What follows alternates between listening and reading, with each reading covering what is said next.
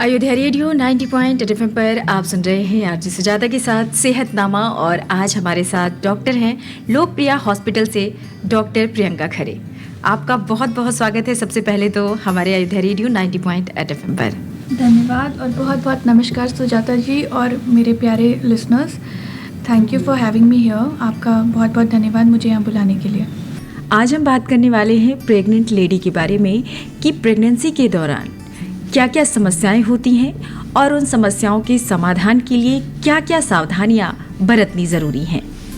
जी सुजाता जी, मैं आपको बताऊंगी गर्भावस्था एक कोई रोग नहीं है। ये एक नॉर्मल बॉडी का फिजियोलॉजी है, हमारा एक जीवन का पार्ट है गर्भावस्था। पर ये बहुत इम्पॉर्टेंट है क्योंकि एक स्वस्थ माँ ही एक स्वस्थ बच्चे को जन्म देती है और एक स्वस्थ माँ और स्वस्थ बच्चा ही हमारे देश का आगे विकास करेगा। तो गर्भावस्था के दौरान कुछ चीज़ें बहुत ज़रूरी हैं जो कि एक महिला को ध्यान रखनी चाहिए। महिला को ही नहीं, उसके घर के सभी लोगों को इस बात का ध्यान रखना चाहिए कि महिलाओं की ज़रूरतों को पूरा हो उस दौरान जब वो गर्भावस्था में है। सबसे ज़रूरी चीज़ जो गर्भावस्था में होती है वो पोषण होती है। नॉर्मली जो नॉर्मल इंसान नॉन प्रेग्नेंट जो औरतें होती हैं जो खाना खाती हैं उसका जो न्यूट्रिशनल रिक्वायरमेंट यानी जो पोषण का जो रिक्वायरमेंट है ड्यूरिंग प्रेगनेंसी वो अत्यधिक बढ़ जाता है। जैसे हमें अपने खाने में प्रोटीन्स, कार्बोहाइड्रेट्स, फैट्स यानी जैसे हम प्रोटीन की बात करें तो चने, राजमे, सोयाबीन, पनीर, अंडे, इनकी रिक्वायरमेंट्स बढ़ानी पड़ती है, पोषण बनाना पड़ता है। तो इन सारी चीज़ों का मिल्क, दूध लेना पड़ता है। तो इस तरह से पोषण की रिक्वायरमेंट बढ़ती है क्योंकि अब जो माँ जो पोषण लेगी उसी से उस बच्चे का विकास हो रहा है उसके भीतर। तो पहला तो पोषण बहुत ज़रूरी है। दूसरा, क्योंकि रिक्वायरमेंट इतनी ज़्यादा बढ़ती है तो आपने देखा होगा डॉक्टर्स या हॉस्पिटल्स में आयरन, कैल्शियम की दवाइयाँ दी जाती हैं। तो वो सप्लीमेंट्स हैं क्योंकि कितना भी कर लें खाना सब भरपूर पोषण और रिक्वायरमेंट्स को मीट आउट नहीं करता है। अतः ये बताया गया है कि प्रेगनेंसी के शुरुआती 3 महीने में फोलिक एसिड और 3 महीने के पश्चात पूरे 9 महीने तक आयरन और कैल्शियम की गोलियाँ आवश्यक हैं। इसके साथ साथ क्योंकि हमारे भारतवर्ष में ज़्यादातर लोग वेजिटेरियंस हैं, नॉन वेजिटेरियन लोग आपको कम मिलते हैं तो उनको अंडा खाने की आवश्यकता है। अगर वेजिटेरियन है तो पनीर, छेना, राजमे, सोयाबीन के साथ साथ प्रोटीन पाउडर जो डॉक्टर्स हम लोग लिखते हैं वो भी ज़रूर लेना चाहिए क्योंकि मिल्क और प्रोटीन पाउडर आपकी प्रोटीन रिक्वायरमेंट को मीट आउट करता है। प्रोटीन बच्चे का वज़न बढ़ने के लिए, उसकी टिश्यू डेवलपमेंट के लिए, उसके मेंटल डेवलपमेंट, हर तरह के डेवलपमेंट के लिए बहुत आवश्यक है। इसके अलावा हमारी कैल्शियम रिक्वायरमेंट बढ़ती है। अगर किताबी ज्ञान के अनुसार कहें तो एक महिला को ड्यूरिंग प्रेगनेंसी में एक दिन में 1000 किलो कैलोरीज ऑफ कैल्शियम चाहिए जो कि 1 लीटर दूध पीने से मिलेगा। पर 1 लीटर दूध पीना संभव नहीं है। अतः हम लोग ये बोलते हैं कि आधा लीटर दूध महिला को पीना चाहिए, साथ में प्रोटीन पाउडर लें और जो बचा हुआ कैल्शियम है उसके लिए कैल्शियम की गोलियाँ हम लोग प्रिस्क्राइब करते हैं। कैल्शियम के साथ कुछ मल्टी मिनरल्स और मल्टीविटामिन्स भी दिए जाते हैं जिससे बच्चे का दिमागी और शारीरिक विकास अच्छा हो सके।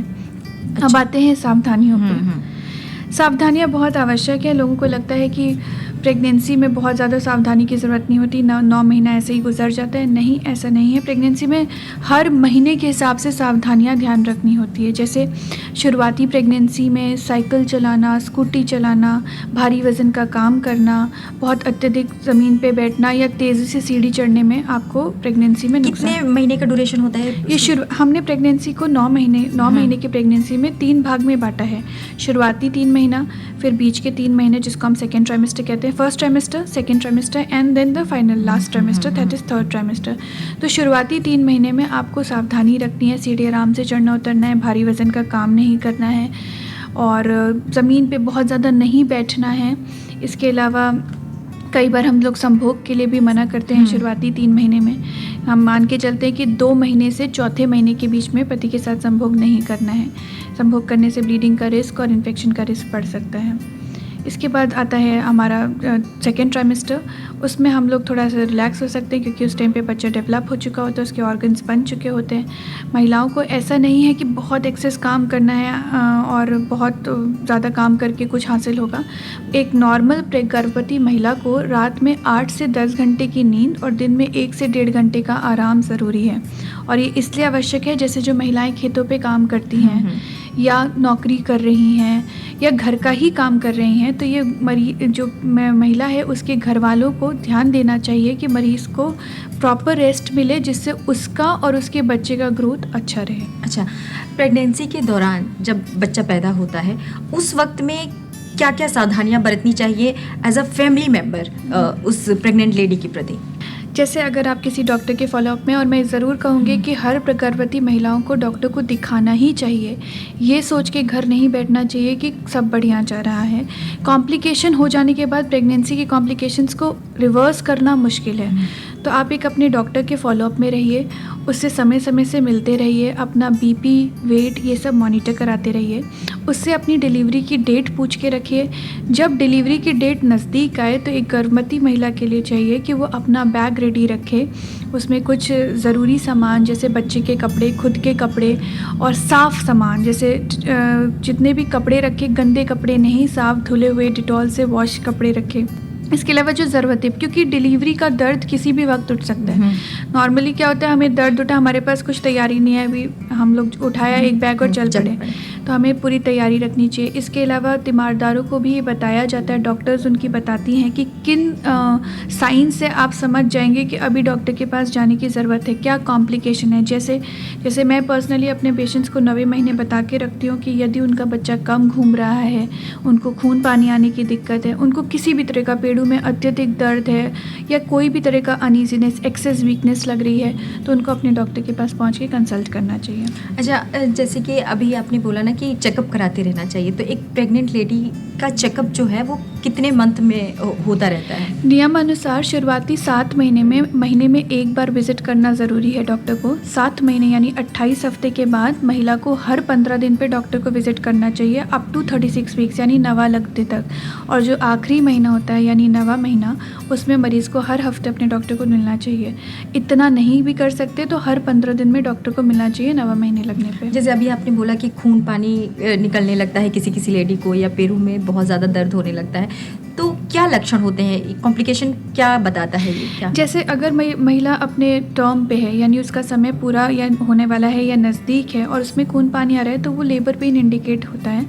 लेकिन अगर वो अपने टर्म पे नहीं है और उससे पहले उसको खून पानी आ रहा है, तो वो साइंस ऑफ इन्फेक्शंस हो सकते हैं, कोई खेड़ी यानी प्लेसेंटल ब्लीडिंग के साइंस हो सकते हैं। इसके अलावा बच्चे के डिस्ट्रेस के भी साइन हो सकते हैं। कई बार बच्चा अचानक से घूमता घूमता रुक जाता है, इसकी वजह से बच्चे की धड़कन बंद हो सकती है, ख़राब हो सकती है। तो इमरजेंसी साइन समझ के रखें। घर वालों को भी समझने की आवश्यकता है कि अगर मरीज़ कह रही है कि मुझे अत्यधिक दर्द हो रहा है या मुझे अनइजीनेस हो रही है, तो उसकी बातों को मतलब सीरियसली लें और उसको डॉक्टर के पास पहुँचा के एक मिनिमल चेकअप करा लें, जिससे वो श्योर हो जाए कि मेरे बच्चे को कोई दिक्कत नहीं है। कभी कभी क्या होता है कि जैसे जो घर में पेरेंट्स लोग होते हैं, तो लेडीज़ को कहते हैं कि जब तुम प्रेग्नेंट हो जाओ तो 3-4 महीने तक किसी को बताना नहीं, हाँ, नज़र लग जाती है। राइट। तो ये क्या, ये एक तरह का मिथ्स है? बिल्कुल, इट इज़ अ मिथ। देखिए, मैं आपको बताऊं कि हमारा जो प्रेगनेंसी है एक तरह का प्रोसेस ऑफ रिप्रोडक्शन है, और हम जो हैं खुद अपने मरीज़ों का अर्लीस्ट 7 हफ्ते यानी 1.5 महीने पे धड़कन चेक करके बता देते हैं बच्चे को। समटाइम्स क्या होता है कि औरतें ये सोचती हैं कि मैं 3 या 4 महीने जाऊंगी डॉक्टर के पास अल्ट्रासाउंड कराने या चेक कराने। पता चलता है 3-4 महीने गई, डॉक्टर ने चेक किया, उन्होंने बता दिया बच्चे में डेवलपमेंट नहीं है और अबॉर्शन करना पड़ेगा। तो समय रहते दवाइयाँ शुरू हो जाना, समय रहते इलाज मिल जाना ज़्यादा अच्छा है। तो यदि आप प्रेग्नेंट हुए हैं और आपका 1 हफ्ता बीता और आपने प्रेगनेंसी टेस्ट किया एंड आपका टेस्ट पॉजिटिव आया, तो just go to a doctor. आप एक डॉक्टर के पास जाइए और उनसे मिलिए, उनसे जो नेसेसरी जांच है डॉक्टर लिखते हैं और अल्ट्रासाउंड से एडवाइस करते हैं, जिससे हमें पता चल जाता है कि बच्चे की बढ़त ठीक हो रही है। वरना 3-4 महीने बाद जब मरीज़ वहाँ तक पहुँचेगी डॉक्टर के पास और बच्चे में कोई कॉम्प्लिकेशन है, तो चीज़ों को करने के प्रोसीजर सर्जिकल्स हो जाते हैं। जैसे अगर कोई बच्चा ख़राब है, उसको हम शुरुआती समय पे दवा से गिरा सकते हैं। 3 महीने के बाद जब वो हमारे पास आएगी तो हमें उसको सफाई द्वारा निकालना पड़ेगा। तो इससे क्या होता है, मरीज़ के भी ऊपर भार पड़ता है और पारिवारिक भार तो पड़ता ही है, उसमें जो भी खर्चा आता है, शारीरिक खर्चा। अच्छा, एक प्रेग्नेंट लेडी को आयरन की गोली जो दिया जाता है, चाहे आशा एएनएम बहू देती हैं, तो वो किस महीने से शुरू होता है और कितने महीने तक लेना चाहिए? 3 महीने के बाद, आफ्टर 12 वीक्स, प्रेगनेंसी के 12 हफ्ते हो जाएं, यानी 3 महीने पूरे होने के बाद आयरन और कैल्शियम की गोलियां शुरू कर सकते हैं। शुरुआती 3 महीने में महिलाओं को फोलिक एसिड की गोली दी जाती है। फोलिक एसिड एक बहुत इंपॉर्टेंट विटामिन है। फोलिक एसिड जो है, अगर कोई महिला प्रेगनेंसी प्लान करना चाह रही है उससे पहले ही शुरू कर देना चाहिए, क्योंकि फोलिक एसिड जो एक दवा है, ये आपके बच्चे की नसों और मांसपेशियों को बनाने में मदद करती है। तो अगर आपके शरीर में फोलिक एसिड की कमी नहीं है तो आप एक स्वस्थ बच्चे को जन्म देंगी। लेकिन अगर आपके शरीर में कमी है तो आपके बच्चों में, जैसे आपने सुना होगा, रीढ़ की हड्डी में फोड़ा हो गया, दिमागी दिक्कत होगी, सर में पानी भर गया, ये सारी दिक्कतें भी देखनी पड़ती हैं इन पेशेंट्स में जिनमें फोलिक एसिड की कमी होती है। तो शुरुआती 3 महीने में हम पेशेंट्स को फोलिक एसिड देते हैं। उसका एक और भी कारण है कि आयरन कैल्शियम पेशेंट शुरुआत में उल्टी जी, मालिश की दिक्कत होती है तो वो टॉलरेट नहीं कर पाते। तो 3 महीने के पश्चात हम लोग आयरन कैल्शियम शुरू कर देते हैं। अच्छा, टीकाकरण की अगर हम बात करें और आयरन की अगर गोली की बात करें, तो बहुत सारे लोगों का कहना है कि टीकाकरण क्या होगा, हम अपने ज़माने में तो कुछ टीका वगैरह नहीं लगवाए, 9 महीने में हम बच्चा पैदा कर लिए और आयरन की गोली खाने से बच्चा काला पैदा होता है, तो ये किस तरह का? बिल्कुल ऐसा नहीं है। बच्चे का रंग माँ बाप के रंग पे डिपेंड करता है। पौष्टिक खाना खाने से, देखिए, जहाँ तक एक डॉक्टर होने के नाते या एक एजुकेटेड इंसान होने के नाते मैं ये बताऊँगी, बच्चे का रंग मैटर ही नहीं करता कि आपका बच्चा गोरा है या काला है। बच्चे का ब्रेन मैटर करता है, उसका स्वास्थ्य मैटर करता है। आप चाहेंगे कि एक बहुत गोरा बच्चा हो जो हर तीसरे दिन बीमार हो? आप नहीं चाहेंगे। आप ये चाहेंगे कि मेरा बच्चा ऐसा हो कि जब वो पैदा हो तो उसका वज़न अच्छा हो और उसको बीमारियां जल्दी रोग ना पकड़े।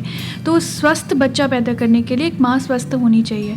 मैंने आपको बताया कि आयरन रिक्वायरमेंट बढ़ जाती है, तो आयरन रिक्वायरमेंट्स बढ़ने की वजह से जो है, हमें आयरन सप्लीमेंट देने से आपके बच्चे का ग्रोथ अच्छा होता है। डिलीवरी के दौरान अगर खून अच्छा होगा तो माँ की डिलीवरी नॉर्मल होने के चांसेस अच्छे होंगे, क्योंकि उसके शरीर में दम है डिलीवरी का दर्द लेने के लिए। मान लीजिए कोई कॉम्प्लिकेशन है, हमें ऑपरेशन में कन्वर्ट करना पड़ा, तो मरीज़ को खून चढ़ाने की ज़रूरत नहीं पड़ेगी। तो आयरन से बच्चा काला होना ये एक बहुत बड़ा मिथ है। ऐसे कौन से कॉम्प्लिकेशंस आते हैं जिसमें लगता है कि नहीं, ऑपरेशन से ही बच्चा पैदा होना ज़रूरी है? तो लॉट्स ऑफ कॉम्प्लिकेशन। सबसे पहले तो हम लोग माँ और बच्चे को ही देखते हैं कि अगर नॉर्मल डिलीवरी कराने में माँ को किसी तरह का खतरा है या नॉर्मल डिलीवरी कराने में बच्चे को किसी तरह का खतरा है, तो हम पेशेंट को ऑपरेशन एडवाइस करते हैं। कुछ इंडिकेशंस ऐसे होते हैं जिनमें ऑपरेशन करना ही करना है, वो एकदम एब्सोल्यूट इंडिकेशन है ऑपरेशन करने के, जैसे खेड़ी का नीचे होना। अगर खेड़ी नीचे है और हम नॉर्मल डिलीवरी अटैम्प्ट करेंगे तो माँ को इतनी अत्यधिक ब्लीडिंग होगी कि वो उसकी जान को खतरा हो जाएगा। खेड़ी नीचे होना, या कोई गांठ मुहाने पे होना, उस टाइम पे भी हम नॉर्मल नहीं करा सकते। बच्चे के गले में 2 फंदे नाल होना, उसमें हम नॉर्मल डिलीवरी नहीं करा सकते। सीपीटी का मतलब है कि हमारा टाइम पूरा हो गया लेकिन हमारे बच्चे का सर हमारी कूल्हे की हड्डी में फंस नहीं रहा। जब कूल्हे की हड्डी में बच्चे का सर पहुंचेगा ही नहीं तो निकलेगा नहीं। इसलिए डॉक्टर्स कई बार जाते हैं, हम लोग बताते हैं अपने पेशेंट्स को कि तुम्हारा बच्चे का हेड जो है पेल्विक बोन में नहीं है, हड्डी में नहीं फंसा है, तो नॉर्मल डिलीवरी के चांसेस कम हो जाते हैं। लेकिन ये एब्सोल्यूट इंडिकेशन नहीं है। कई बार दर्द के साथ बच्चा का सर नीचे आता है और डिलीवर हो जाता है।